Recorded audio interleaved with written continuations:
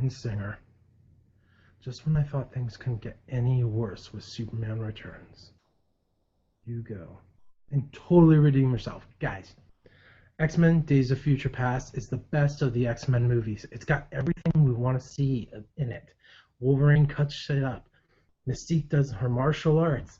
Professor Xavier does his Jedi mind tricks. And of course, Magneto moving objects around.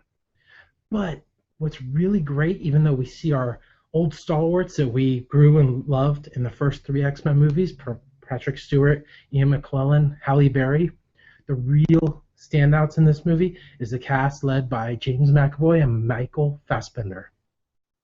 I really liked also how the CGI was confined to the future war and in the 2030s, whereas when Wolverine goes back to the 1970s, it's much more of a character-driven plot. That being said, there are a few things that I thought could have been a lot better. As a writer, I know that most stories are the same stories told over again. That's what the hero's journey is all about. But other than the time travel aspect, X-Men Days of Future Past wasn't that unique from the original X-Men movie.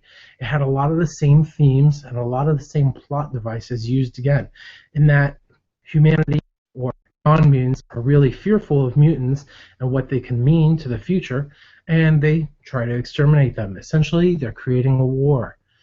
So in that, I didn't feel that was that unique. From a writing standpoint, I really like Professor X's journey.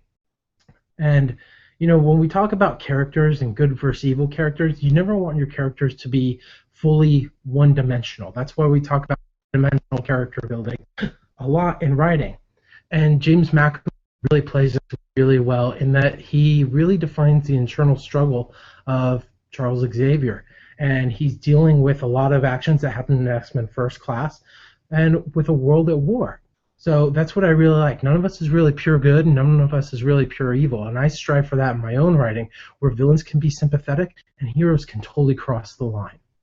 Anyway, that's my review for X-Men Days of Future Past. It's the best of the X-Men movies and definitely worth your money.